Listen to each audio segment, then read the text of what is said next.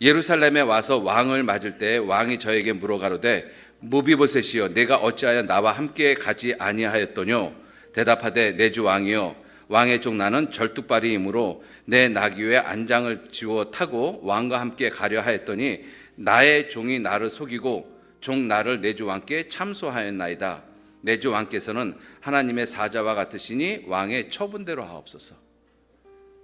내가 다윗 왕께 은혜를 받았는데 그 나머지 사항은 내가 오해를 받든 모함을 받든 왕이 옳은 대로 처분하십시오. 이게 그리스도인의 삶의 모습입니다. 여러분들, 내가 이와 같은 상황이 되어지면 무비보셋처럼 이렇게 이야기할 수 있을 것 같습니까? 우리 분명히 옳고 그름 우리가 아니라 저는 분명히 옳고 그름 따집니다. 억울해서. 그죠? 얼마나 억울해요. 옳고 그름 따져야죠. 시바 데리고 와서 너 내가 이런 말 했어 안 했어 물을 거 아니에요. 그죠? 그래서 왕이 옳고 그른 것을 판별해 주십시오. 내가 얼마나 억울한데요. 그런 얘기 안 하겠습니까? 자, 그리고 28절에 내 아비의 온 집이 내 주 왕 앞에서는 다만 죽을 사람이 되지 아니하였었나이까. 그러나 종을 왕의 상에서 음식 먹는 자 가운데 두셨사오니 내게 오히려 무슨 오름이 있어서 다시 왕께 부르짖을 수 있사오리까. 내가 뭐 옳고 그런 걸 따질 수 있는 존재입니까?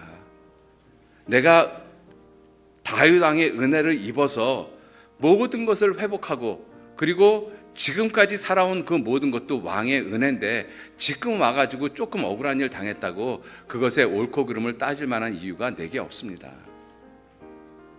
정말 놀라운 모습이죠. 이게 그리스도인의 모습입니다. 그죠? 이게 그리스도인의 모습이에요. 사무엘하 19장 30절 다시 보시면 무비보셋이 왕께 고하되 내 주 왕께서 평안히 궁에 돌아오시게 되었으니 저로 그 전부를 차지하게 하옵소서. 정말로 이 무비보셋은 다윗에게 하는 그 마음이 무슨 마음이냐면 나는 원래 아무것도 갖고 있지 않았지 않습니까? 오직 다윗 왕 때문에 내가 사울에 있는 모든 것들을 내가 다 다시 받았고 그것이 지금 다시 내가 다 빼앗긴데도 반만 차지한데도 그건 나하고 무슨 상관이 있겠습니까? 내가 당신이 다윗에게 받은 은혜가 족한데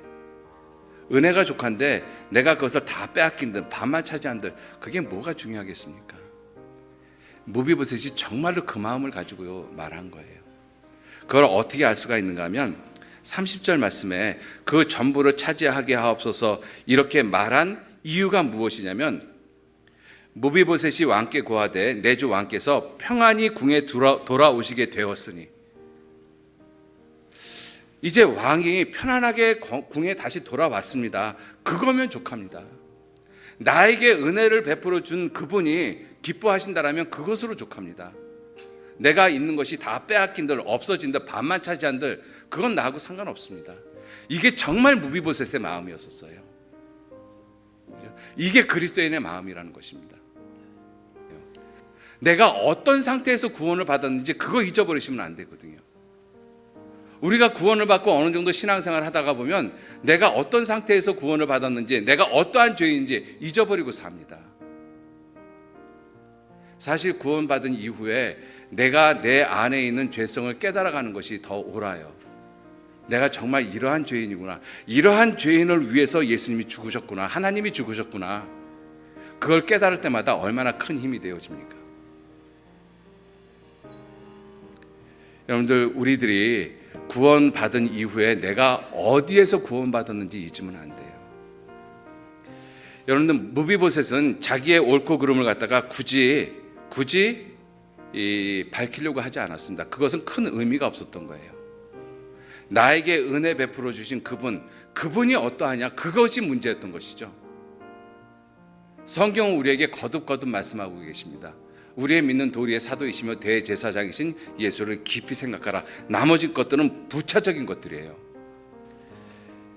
여러분들, 이 무비보셋의 모습을 보면 정말 그러한 모습에 대해서 초월한 모습을 볼 수가 있잖아요.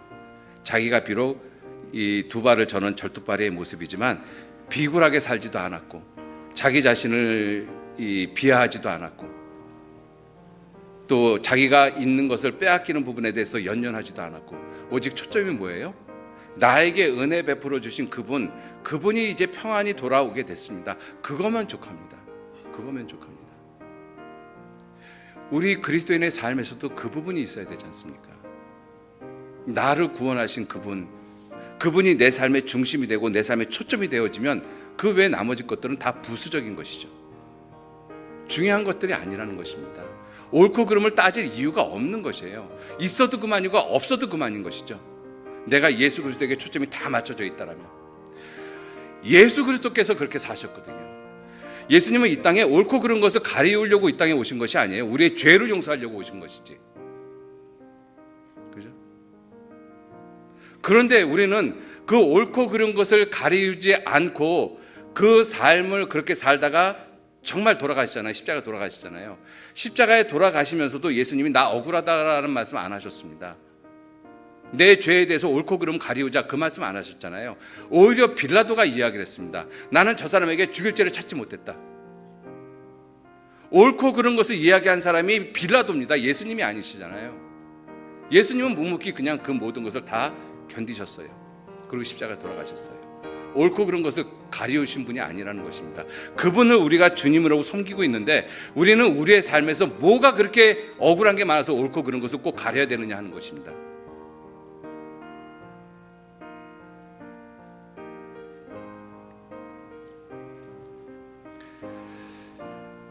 우리 그리스도인의 삶은 예수님의 모습이고 그 예수님의 모습의 한 부분이 무비보셋의 모습이에요. 구원받은 이후 그리스도인의 모습이잖아요. 여러분들 우리가 주님께 받은 은혜가 얼마나 족합니까? 우리 마음은 은혜로 굳게 함이 아름답다라고 되어 있어요. 히브리서 13장 9절 말씀에. 정말 하나님께 감사한 걸 찾아보십시오. 얼마나 많은가. 주님이 내게 은혜 베풀어 주신 것을 생각해 보셔요. 얼마나 많은가.